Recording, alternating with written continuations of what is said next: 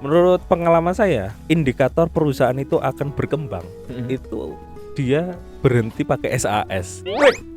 Ya kalau kita ngomongin bisnis proses itu HR aja, Pak. Itu gitu. Layanan IT, digitalisasi industri. Konsultasi IT, silakan. Mas, Iya, Mas. kamu kan programmer. Betul. Aku mau tanya, Ya. kenapa ada perusahaan manufaktur yang mereka itu memilih bikin sistem ERP dari awal padahal kan ada SAS gitu. Yang Iya. murah-murah gitu. Iya, murah. Murah kan cuman berapa kan? 100.000. 100.000. Sementara kalau bikin sistem ERP dari awal kan ratus juta. Iya. Kenapa ada keputusan seperti itu? Pertama, itu ada beberapa perusahaan yang sudah pernah pakai SaaS sebelumnya. Tapi dia tidak puas, ada beberapa faktor, ada beberapa fitur yang dia nggak ada di situ.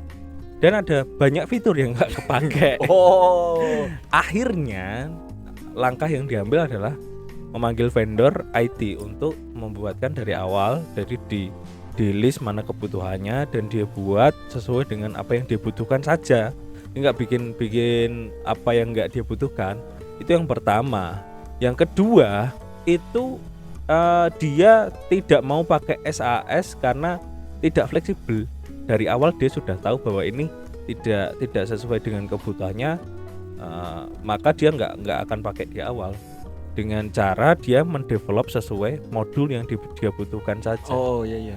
Itu biasanya gitu. Nanti setelah lama hingga semua modul, semua divisi dia terpenuhi. Ada yang seperti itu. Ada juga poros ketiga. Dia nggak tahu kalau ada sistem ERP yang SAS. Itu kasihan banget ya. Nggak coba-coba dulu gitu. Iya. Tapi kan kalau yang tadi masalah pertama, ada beberapa fitur yang nggak ada gitu, dan ada beberapa fitur yang ada tapi nggak digunakan gitu. Itu kan tinggal nyari SaaS lain yang menyediakan fitur itu dan langganan kan. Iya. Yang nggak kepake ya udahlah diemin aja, toh juga tidak menemuin. Tapi akhirnya jadi ribet. Ribetnya. Harus ekspor impor. Oh.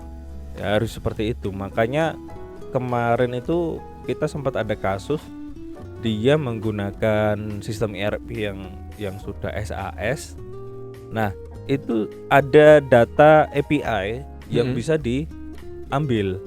Nah, akhirnya dia pesan ke kita untuk bikinkan dashboardnya, outputnya untuk ngambil dari sistem ERP yang lama. Karena di sistem ERP yang lama dashboardnya nggak lengkap. Oh. Dia pengen lebih lengkap sama ngambil outputnya kayak Excel, PDF gitu. Kemudian email harian, itu dia pengen seperti itu. Itu juga bisa karena yang penting apa? Dia tahu akan kebutuhannya. Yang bahaya itu yang nggak tahu kebutuhannya. Cuman Mas aku pengen bikin aplikasi kayak gini. Begitu diimplementasi, lah kok kayak gini Mas? Gitu. Nah, tapi memangnya nggak bisa minta tim marketingnya SAS, aku tolong customin dong khusus untuk aku gitu. Kalau perusahaan yang sudah declare bahwa dia itu SAS, itu sulit untuk develop lagi. Karena kemungkinan sudah nggak punya programmer lagi. Oh. Karena memang berbasis dari konsultan ya. Terus dia membuat sistem SAS, habis itu ya wes fokus jual SAS-nya.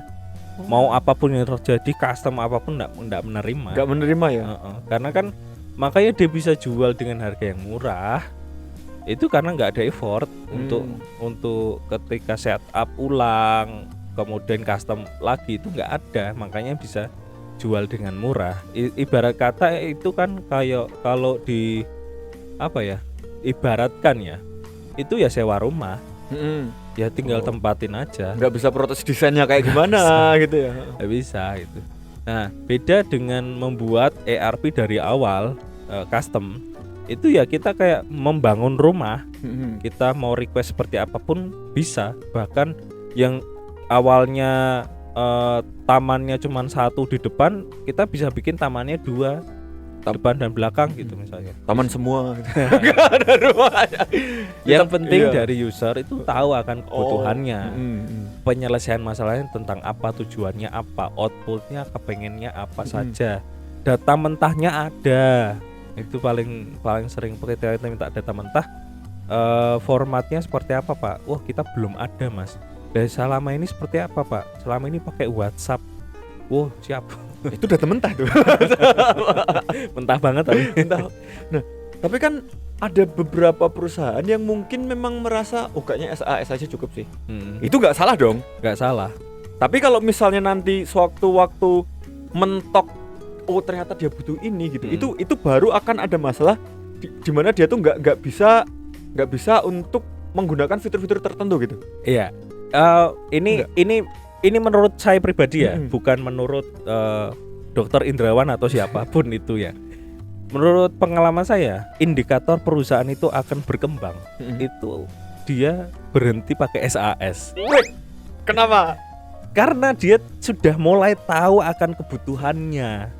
Dia sudah mulai tahu bagaimana fitur yang akan diciptakan itu berdampak untuk output atau untuk karyawan yang dia ingin lanjutkan atau ingin pekerjakan, dan output hasil dari pekerjaan ekspor impornya seperti apa.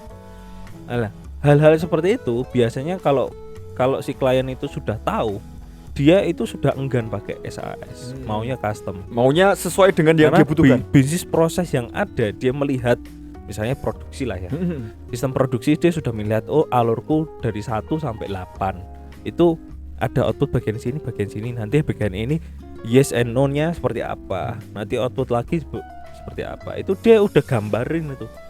Nah itu ketika nemu software SAS yang mirip mungkin bisa dipakai, tapi nggak semua. Nggak semua terakomodir.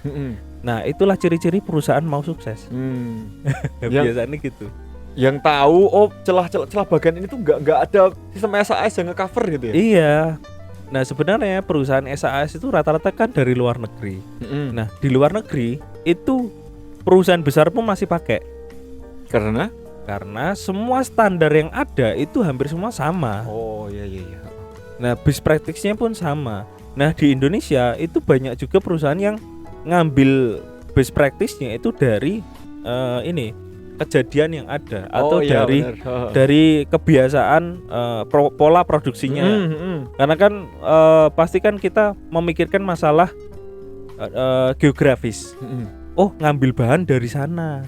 Ngambil tenaga dari sini. Gudangnya di sana. Nah, iya itu benar. Itu masalah geografis juga mempengaruhi proses bisnis yang ada. Nah di luar negeri kan mungkin dekat-dekat, sudah terstruktur lah ya. Kayak di Amerika sama di Cina kan sentra ini di sini, ya, sentra betul. ini di sini gitu kan. Itu semua tersentralisir dan terstandarkan. Jadi SAS pun bisa menstandarkan ya. SAS pun dipakai perusahaan besar di luar negeri itu kepake. Tapi di Indonesia itu banyak sekali perusahaan yang mengadaptasinya itu dari hasil yang ada di lapangan. Gitu. Jadi hasilnya apa? Hasilnya akan banyak bisnis proses yang custom. Gitu. Kayak gudangnya di Solo, pabriknya di Australia. Ya intinya hal-hal seperti itu yang membuat SAS mungkin tidak relevan ya. ERP SAS maksudnya. Iya. Tidak relevan untuk bisnis untuk digeneralisir ke semua bisnis gitu ya. Iya kayak gitu. Kayak gitu. Nah tapi kan biasanya kalau SAS yang sudah ada di Indonesia itu kan rata-rata ya paling apa sih? HR masuk ERP nggak sih? Termasuk modul dalam ERP. HR. Kalau HR kan sama semua lah katakanlah kurang lebih mungkin ya. Finance juga mungkin sama. Yang paling beda kan paling apa? Warehouse kan. Iya nggak? Untuk di Indonesia. Ya kalau kita ngomongin bisnis proses itu HR aja Pak. Itu gitu. Gimana ya jelasinnya? Karena memang kita sudah sempat melihat gitu kan yang ada di Accurate seperti apa, yang ada di tempat-tempat ERP lain. Ya sebenarnya lengkap, bagus gitu. Nah kadang-kadang itu bisnis proses yang ada di Indonesia itu yang ngelihat lapangan. Makanya dari itu cara nge-approach gaji seperti ini, mau generate presensi itu dengan tipikalnya mereka. Oh gitu. beda-beda. Makanya begitu kita datang ya kita analisis, oh prosesnya seperti itu, oh proses seperti itu. Nah bagaimana cara mendigitalkan itu? Nah yang kita lakukan tuh seperti itu supaya apa? Tim-tim yang ada saat itu ketika proses manual dan perpindahan ke digital nggak kaget. Ketika terlalu berubah terlalu ini, nanti malah bisnis proses nggak jalan, berantakan, malah datanya nggak masuk. Nah. Ketika mau gajian, lo kok belum siap. Nah. Oh berarti soalnya mungkin dengan fenomena yang di Indonesia yang terlalu custom ya mungkin ya proses bisnisnya. Itu jadinya kalau misalnya ada SaaS jatuhnya tuh memaksa proses bisnisnya itu sesuai dengan SaaS ya. Iya. Sementara kalau custom itu ya sistemnya yang menyesuaikan mengikuti lapangan, kayak gitu. Makanya di Indonesia ketika kita membuat ERP, misalnya apa ya, produksi sepatu misalnya, itu kita tawarkan di produksi sepatu yang lain beda ya. Beda. Meskipun sama-sama pabrik sepatu ya. Iya. Bener, kecuali kayak yang sudah diregulasikan, misalnya perbankan itu hampir semua mirip, karena sudah ini sama OJK. Ketika kita bikin sistem, udah di ACC sama OJK, biasanya di copy ke tempat lain hampir sama. Gitu. Tapi kalau pabrikan itu sesuai masing-masing. Berarti kan ada tuh anggapan yang kamu kan udah pernah bikin aplikasi pabrik mas, kan tinggal gini doang. Maksudnya kan tinggal menyesuaikan beberapa aja, murah dong. Itu nggak bisa ya? Ya lihat kasusnya. Ya makanya itu, kasusnya tuh beda banget. Beda banget gitu. Cara pemasteran datanya aja ada yang lengkap banget, ada yang sangat sederhana, itu macam-macam. Kita kan melihat berbasis data dari data mentahnya seperti apa, kemudian logbooknya seperti apa, data stok awalnya seperti apa, itu kita mengacu pada data itu. Ketika data yang disampaikan itu berbeda, maka ya kita harus bikin dari nol, dari awal. Mulai pendatabasean, pendesainan itu semua custom gitu. Nah, ada nggak sih satu jenis modul ERP yang benar-benar itu unik dan nggak mungkin deh SaaS itu menyediakan modul seperti itu? Unik dan SaaS nggak mungkin menyediakan. Itu kan kayaknya SaaS sudah menyediakan semuanya. Iya, sudah ada modulnya semua. Cuma memang dari proses bisnis yang ada itu tidak sesuai, itu aja. Kalau lengkap mah lengkap ya. Lengkap tuh lengkap. Tapi tergantung ini ya, tergantung vendor SaaS-nya mana dulu ya. Yang saya lihat yang di luar negeri kayak model terus ini apa ya, kayak itu pasti lengkap. Nah ada juga yang nggak mau pakai SaaS di kayak itu karena sudah terlalu mahal. Jadi dia pertama SaaS modul 1, modul 2, modul 3, modul 4 masih terjangkau. Ketika masuk ke beberapa modul ke depan, ternyata mahal ya gitu. Mending bikin aja ya gitu. Iya gitu. Karena ada satu perusahaan itu tak tanya pakai 1 bulan sudah berapa? 1,3 miliar. Iya. Weh, itu bisa udah bikin satu sistem yang super canggih itu ya. Makanya dari hasil tersebut dia pengen efisiensi dengan cara membuat sendiri. Nah, membuat sendiri kan paling berapa sih? 300. Ya, semiliar gak apa sih. Kan lebih bagus gitu. Iya. Ya, gitu. Nah, berarti memang lebih ke ranah sana bukan karena bukan karena ada beberapa modul yang tidak disediakan oleh SaaS gitu ya. Iya, SaaS hampir semua menyediakan. Kecuali yang apa ya, yang bisnis prosesnya memang dia nggak temukan di SaaS manapun. Contohnya? Ya misalnya pencatatan kalibrasi. Ya itu kayaknya nggak ada di SaaS. Nah itu. Nah makanya berarti itu cuma baru satu contoh kan? Maksudnya gimana pencatatan kalibrasi itu?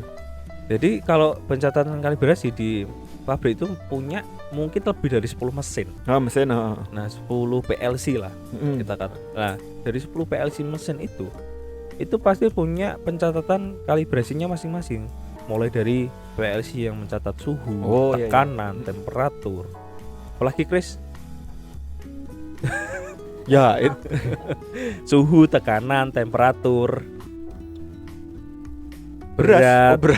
Terus magnet, macam-macam Pak. Oh kalau itu aku tahu kenapa nggak bisa di SAA-in Mas. Kenapa tuh? Ya karena mesinnya tuh beda-beda kan. Itu dia, satuannya beda-beda. Satuannya semua. beda-beda. Nah itu maka dari itu mau nggak mau harus bikin. Iya.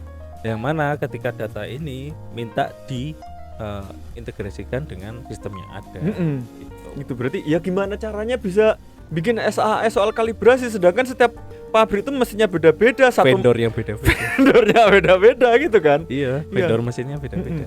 Berarti kan itu salah satu bagian dari modul ERP ya, bahkan kalibrasi itu. Sekarang pertanyaannya gini Mas, seberapa efisien orang pabrik itu menggunakan sistem sementara yang nginputin sistem itu juga manusia? Kalau pabrik itu justru penggunaannya lebih baik Pak daripada orang bikin startup. Oh iya ya. Hampir kalau kita ada klien pabrik itu lebih happy sebenarnya. Karena proses bisnis yang disediakan agak lebih agak lebih jelas. Tapi tergantung pabriknya juga sih. Yes, ketika dapat data, oh gini doang Pak datanya. Itu biasanya kita agak ragu juga. Tapi kalau pabriknya itu dari KAK-nya atau dari tornya, biasanya kalau pabrik tor sih. Dari tornya itu udah lengkap banget yang disediakan, terutama data mentah. Itu yang paling penting. Data mentahnya itu menentukan bentuk database yang akan dibuat ya. Dibuat gitu. Kalau data mentahnya udah nggak komplit, karena gini, dia kan pasti sudah melakukan secara offline. Betul. Formulir, tanda tangan, segala macamnya, pengisian kalibrasinya sudah diproses teknisi dan tanda tangan supervisor, tanda tangan manajer, dan nanti masuk ke bagian mana gitu. Itu sudah dilakukan. Nah kita minta proses itu. Itu biasanya dapat tuh. Dan ketika sudah jadi aplikasi mereka familiar. Oh iya, sama kayak form ya Pak, sama. Oh iya betul ya. Intinya biar nggak terlalu kaget ya gitu ya. Iya. Sama, tinggal isi aja. Cuman ini enaknya yang biasanya nyari supervisor, nyari manajer, cuti. Nah, orang pabrik cutinya lama Pak, seminggu. Iya. Nah itu dengan adanya aplikasi semua online, dapat notifikasi supervisornya, dapat notifikasi manajernya, kan enak. Jadi yang harusnya 3 hari bisa setengah hari udah jalan. Dengan adanya digitalisasi industri ini, maka kebutuhan aplikasi itu sangat mendesak dan juga proses bisnis makin cepat gitu. Ya bisa pakai SAS ketika dari industrimu tuh baru mulai. Ya untuk trial dulu lah. Trial dulu. Itu biasanya trial berapa output, berapa ratus ribu, itu nggak apa-apa, coba dulu. Tapi setelah sudah tahu selaknya, biasanya maunya custom.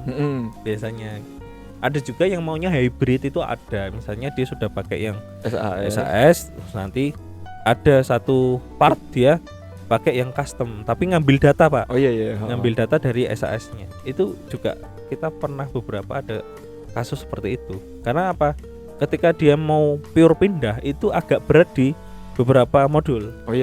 Karena sudah established gitu. Mau nggak mau gimana kalau integrasi? Ya coba ke vendornya ada nggak, ada IPE-nya nggak? Oh ada, ya udah kita pelajari. Tapi itu aku tertarik sama itu sih Mas, yang sistem kalibrasi itu loh. Itu kan akhirnya tetap pencatatan. Jadi teknisinya mencatat suhunya berapa gitu. Itu kan lewat sistemnya itu kan. Iya. Bisa nggak sih teknisinya tuh nggak usah nyatet, tapi kalau suhunya ada dalam tanda kutip berbahaya gitu langsung auto kecatat gitu?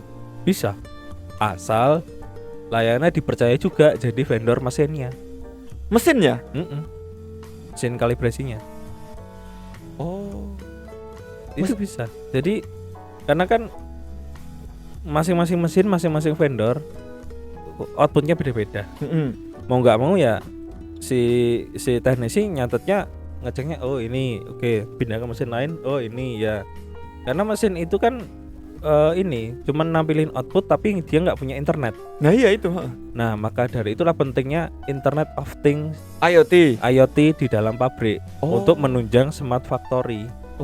Makanya dari mesin itu harus punya, dari PLC-nya, dari mesinnya itu harus punya koneksi internet minimal 4G untuk mendukung inputan proses data semakin cepat supaya nggak ada lagi human di situ, Oh, ya humannya paling cuma pemantauan ya. pemantauan aja. Oh, berarti kalau misalnya mengaplikasikan IoT di katakanlah sistem kalibrasi manufaktur gitulah.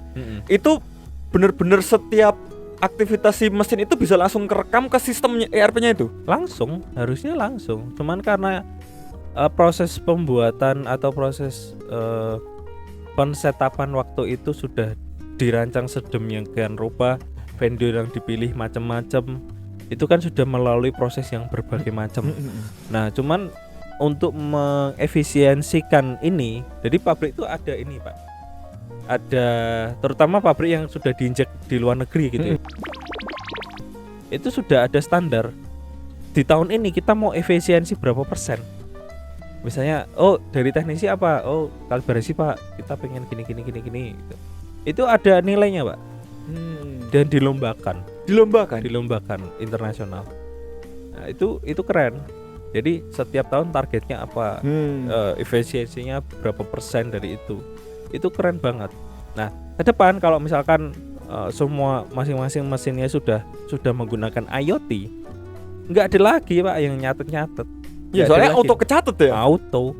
Nah tapi itu menjadi pertanyaan baru Mas. IoT dulu baru ERP atau ERP dulu baru IoT? IoT dulu harusnya. Soalnya itu hardware ya, soalnya itu fisiknya ya. Fisiknya. Oh ya benar-benar. Kalau ERP dulu ya manual lagi tetap. Iya. Itu hanya yang dulunya formulir menjadi digital itu aja kalau kayak gitu. Tapi kalau sudah menggunakan IoT, semua nggak perlu manusia lagi. Soalnya lebih mudah menyesuaikan sistemnya ke IoT daripada mengubah yang mesin-mesin yang sudah ada menjadi IoT ya. Iya betul. Iya. Lebih mudah. Berarti, nah pertanyaan enggak sih? Pertanyaan kan, soalnya kan mungkin sekarang banyak perusahaan yang belum terlalu kayaknya jangankan IoT, ERP aja belum ada orang yang melek gitu kan. Itu kan tantangannya kan sekarang kan. Iya. Kalau nanti bisa nggak sih dengan mesin yang sama tetapi dikoneksikan dengan alat apa gitu yang bisa jadi IoT gitu? Iya, ke depan mungkin bisa seperti itu. Tapi kan namanya ngoprek ya. Ngoprek sih bener sih. Iya, pasti kan mereka menggunakan frameworknya masing-masing, kemudian menggunakan metode sensoriknya itu juga punya metode masing-masing. Itu pasti memiliki tingkat kesulitan yang ada gitu. Berarti kan kedepannya memang smart manufaktur itu harus terintegrasi antara IoT dan ERP ya? Iya. Itu harga mati ya? Iya. Nah, sekarang pertanyaannya, layanan ada di mana? Kan cuma bikinin ERP-nya, sistemnya aja. Ya, layanan sekarang bisa keduanya. Mau ERP, mau MES, manufaktur execution system. Itu kita bisa handle semua. Dan kita kan sudah punya rekanan IoT yang oke. Mau custom IoT, ayo. Mau IoT yang sudah ready, ayo. Kita ada flow meter, ada pH meter, ada water meter, macam-macam. Untuk sensor-sensor yang dibutuhkan oleh industri, ya kemungkinan kita siap untuk menghadapi tantangan IoT itu. Berarti misalnya ya ada perusahaan manufaktur gitu, datengin layanan, bikinin aku sistem ERP yang terkoneksi dengan IoT, bisa? Bisa. Ayo, gampang. Ayo, gini-gini doang. Gini-gini doang. Ayo. Jadi manufaktur dengan adanya sistem ERP tapi masih mencatat secara manual, itu perlu adanya pergantian perangkat dengan menggunakan perangkat yang terkoneksi dengan IoT. Kami layanan ID bisa membantu mendigitalisasi bisnis dengan menggunakan smart manufacturing, terutama dengan mengkoneksikan ERP dengan IoT. Kami membantu proses bisnis lebih efisien dan juga manufaktur lebih smart pada akhirnya. Sekian dari kami Layana.id. Jangan lupa subscribe channel ini. Bye bye. Layana ID, digitalisasi industri.